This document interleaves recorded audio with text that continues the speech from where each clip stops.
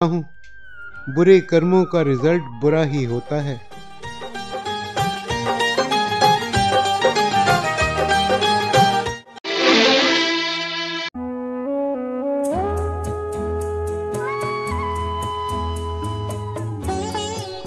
ये तो भाई चलोगे आज तो?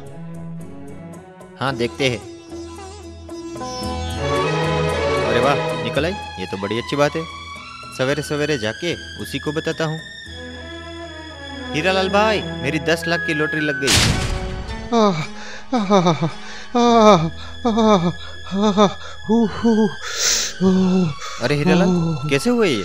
जाने दो यार, अभी गिर गया, मेरी टांग टूट गई। अब तुम खुद ही देख लो कि सत्संग में जाकर तुम्हें क्या मिला और पाप करने से मुझे क्या हासिल हुआ। ऐसा क्यों है कि दुनिया में पाप ही फलता फूलता है और नेकी करने वाले हमेशा दुख और मुसीबतें ही झेलते हैं। आए, मेरी टांग टूट गई। इस पहेली को तो वो महात्मा ही सुलझा सकते हैं। चलो उन्हीं के पास चलते हैं।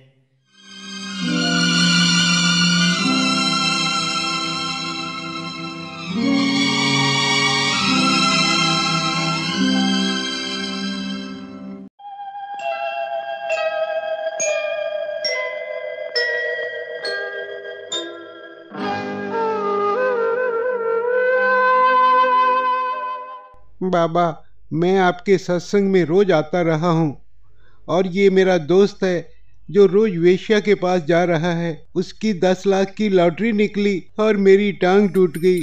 तो बाबा, इतना बताइए, ये पाप और पुण्य क्या होता है?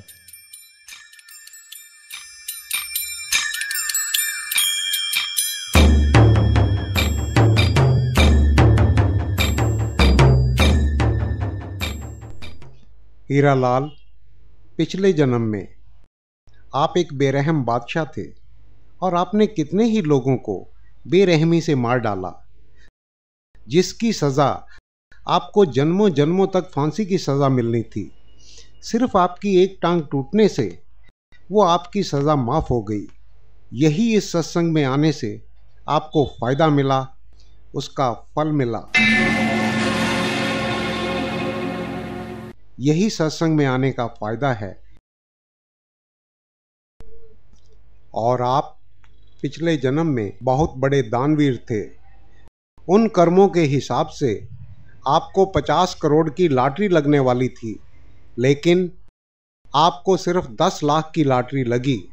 इसकी वजह यह है कि जब जब आप 3 दिन तक सत्संग छोड़कर वेश्या के पास गए तो उसकी वजह से आपको 50 करोड़ की जगह 10 लाख ही मिले।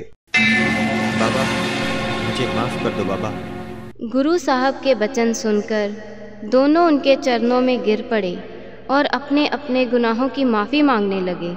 जैसे जैसे समय गुजरता गया, दोनों का मन निर्मल होता गया और उनकी ज़िंदगी ही बदल गई। दोनों साथ संगत की सेवा और गुरु भक्ति में अपना समय बिताने लगे। पूरे सतगुरु के सत्संग और शरण की महिमा अपार है। इससे सूली का सूल बन जाता है।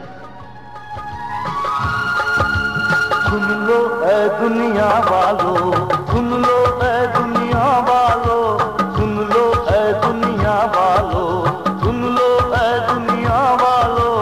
एक और सच है ये भी, एक और सच है ये भी, एक और सच है ये भी।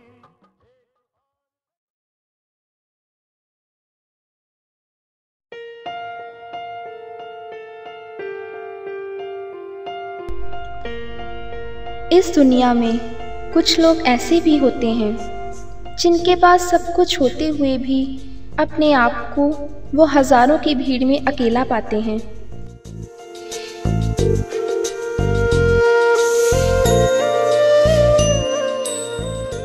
ये एक ऐसे ही फकीर की कहानी है जिन्हें इस दुनिया की रंगीनियाँ फीकी लगती थी। उसकी आत्मा शांति की तलाश के लिए हर समय बेचैन रहती थी।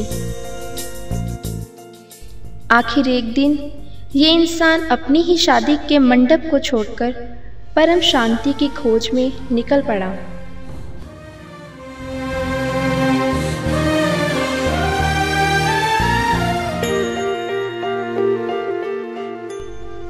अपने गुरु से नाम की दौलत हासिल करने के बाद वह दूर नदी किनारे एक मंदिर में बैठकर उस मालिक की भक्ति करने लगे।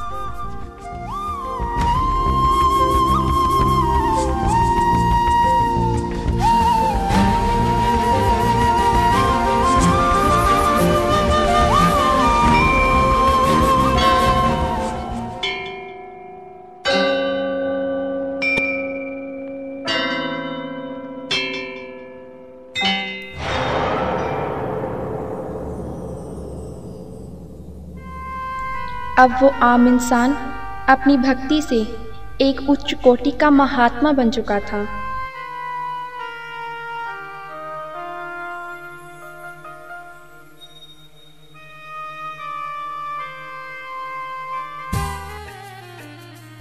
जिसे परमात्मा मिल जाता है, उस इंसान की ज़रूरतें अपने आप पूरी होने लगती हैं।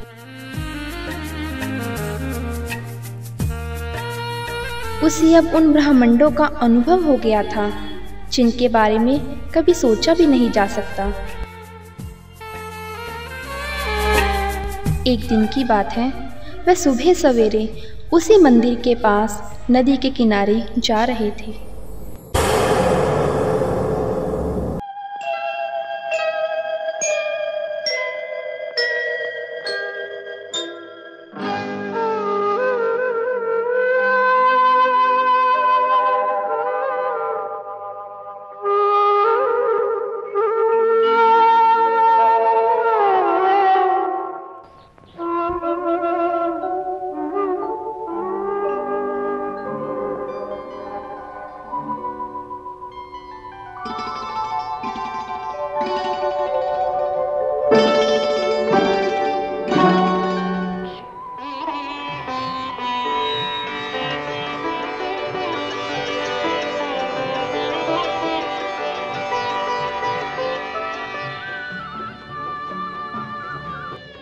अरे देखो अक्षय, वो अपने बड़े भाई लगते हैं।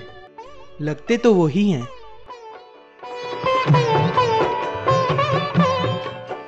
आज तो माँ और बाबूजी बहुत खुश होंगे, हमने बड़े भाई को ढूंढ ही लिया। तुम ठीक कहते हो अक्षय।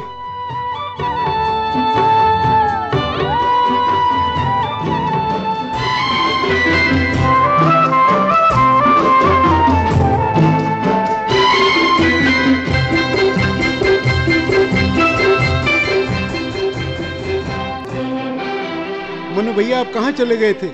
और आपने ये क्या हालत बना रखी है? चलो घर चलो, परिवार में सब लोग तुम्हारे लिए परेशान हैं। चलो भाई, माँ और बाबूजी तुमसे मिलकर बहुत खुश होंगे। पहले तुम मेरा एक काम करके दिखाओ। अरे भाई, आप एक काम नहीं 1000 काम बोलो, वो सब हम करेंगे।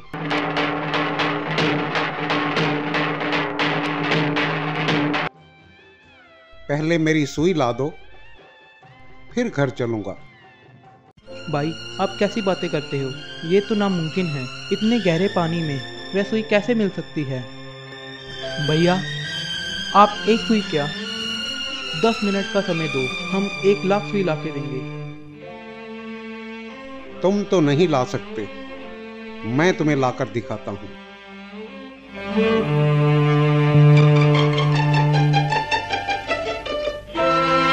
वो देखो, मछली सुई लेकर आ रही है।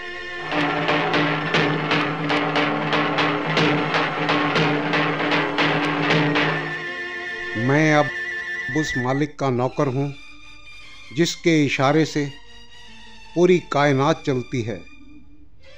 आप लोग देख ही रहे हो, अब मैं वो नहीं रहा जो पहले था।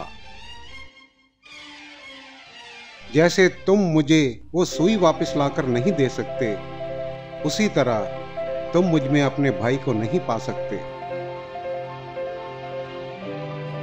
अब तुम जानो और परिवार जाने, मैं घर वापस नहीं आ सकता।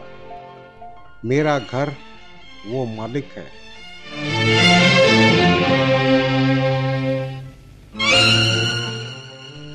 जिन्हें परमात्मा मिल जाता है, फिर संसार का मोह उन्हें अपनी तरफ नहीं खींच पाता।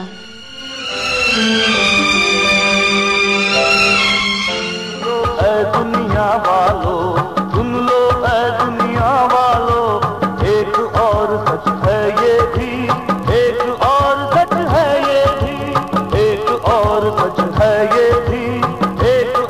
सच